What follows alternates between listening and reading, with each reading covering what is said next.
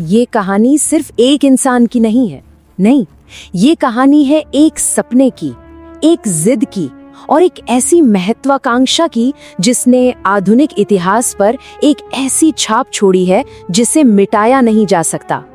जरा सोचिए, एक ऐसा आदमी जो 6 बार दिवालिया हुआ, जिस पर एक नहीं, 2 नहीं, बल्कि 34 आपराधिक आरोप लगे और इसके बावजूद वो दुनिया के सबसे शक्तिशाली देश अमेरिका का राष्ट्रपति बना। एक बार नहीं, 2 बार।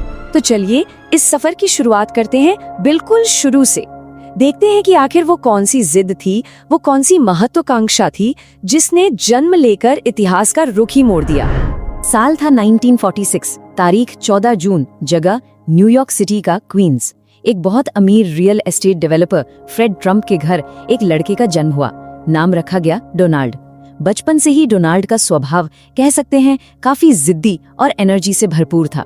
उनके पिता को हमेशा ये डर सताता कि कहीं ये एनर्जी किसी गलत रास्ते पर ना निकल जाए।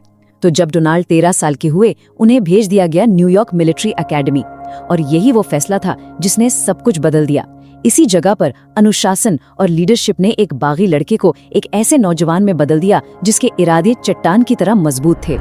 मिलिट्री एकेडमी से निकलने के बाद उन्होंने अमेरिका के सबसे बड़े, सबसे प्रतिष्ठित बिजनेस स्कूलों में से एक वॉर्टन स्कूल से अपनी पढ़ाई पूरी की। 1968 में वो अपने पिता की कंपनी में काम करने लगे, लेकिन उनके पिता का काम क्वींस के मिडिल क्लास घरों तक ही सीमित था और डोनाल्ड ट्रम्प के सपने वो क्वींस की गलियों से कहीं ज्यादा बड़े थे। उनका एक ही सपना था, मैनहट्टन का बादशाह बनना। और बस यहीं से शुरू होता है असली खेल, मैनहट्टन के आसमान पर एक नए बादशाह के उदय की कहानी। जरा 1970 के दशक के न्यूयॉर्क की तस्वीर देखिए। एक ऐसा शहर जो अपराध में डूबा हुआ था, दिवालिया होने की कगार पर खड़ा था। लोग शहर छोड़कर जा रहे थे, हर तरफ बस नाउमीदी थी। लेकिन जहां हर किसी को सिर्फ तबाही दिख रही थी, वहीं एक नौजवान को, डोनाल्ड ट्रम्प को, एक बहुत बड़ा मौका नजर आ रहा था।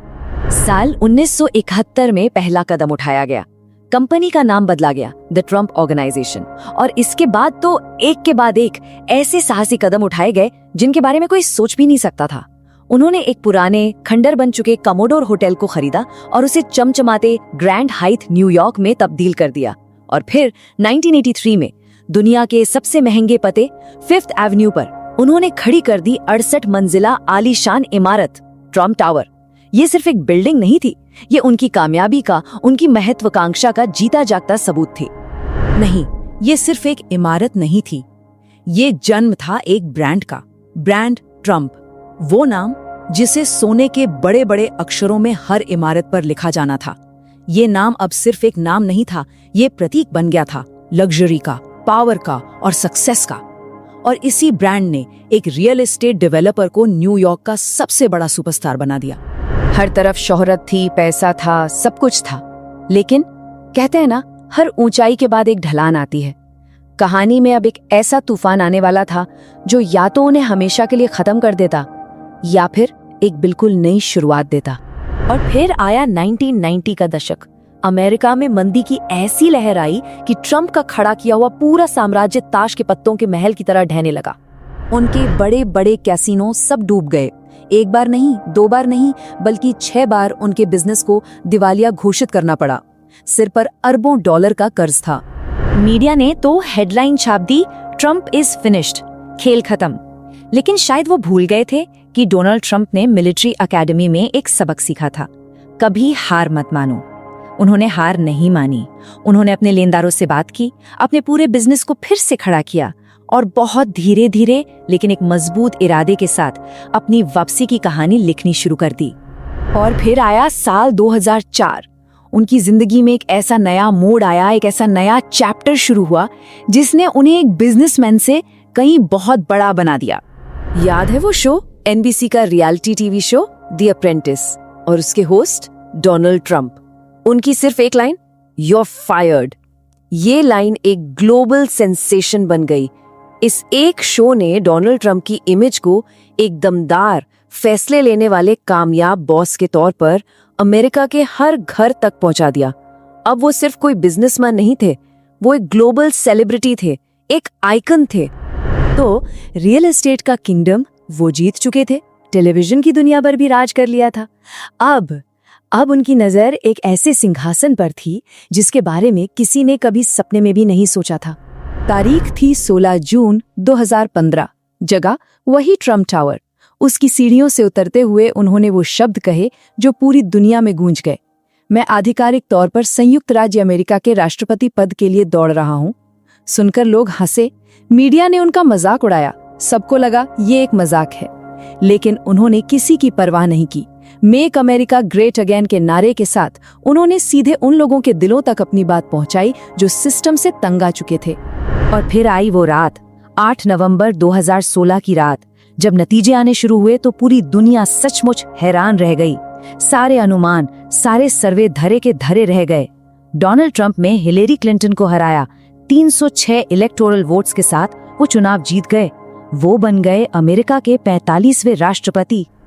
उनका पहला कार्यकाल कह सकते हैं बेहद तूफानी और विवादों से भरा रहा।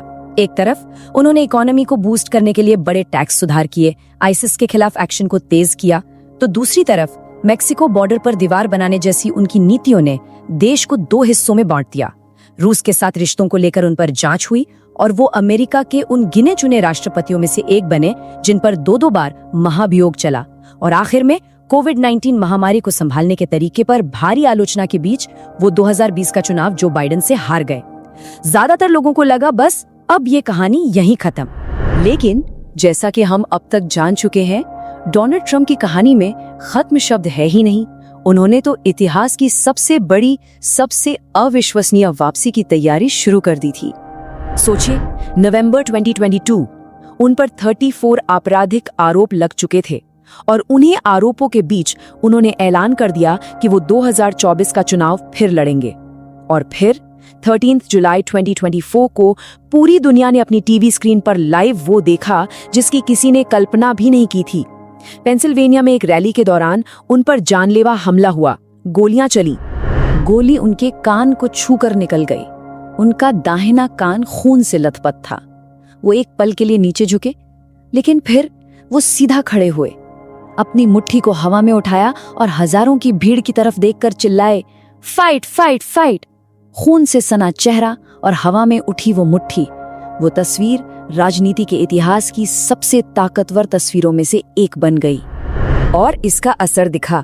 नवंबर 2024 में डोनाल्ड ट्रंप ने एक बार फिर चुनाव जीत लिया, 312 इलेक्टोरल वोट्स के साथ।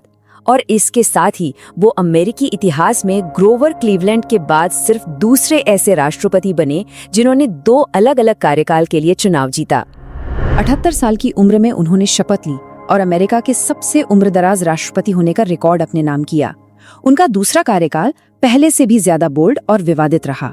उन्होंने सरकारी खर्चों में कटौती के लिए टेक जीनियस एलॉन मस्क के साथ मिलकर एक नया डिपार्टमेंट बनाया।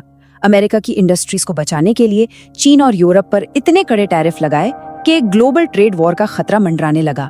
और तो और अपनी फॉरेन पॉलिसी के तहत उन्होंने वेनेजुएला के राष्ट्रपति को पकड़ने के लिए एक सीक्रेट मिलिट्री ऑपरेशन को भी हरी झंडी दे दी। इन फैसलों ने ये पक्का कर दिया कि वो आज भी दुनिया के सबसे ज्यादा चर्चित और सबसे ज्यादा विभाजनकारी नेता हैं।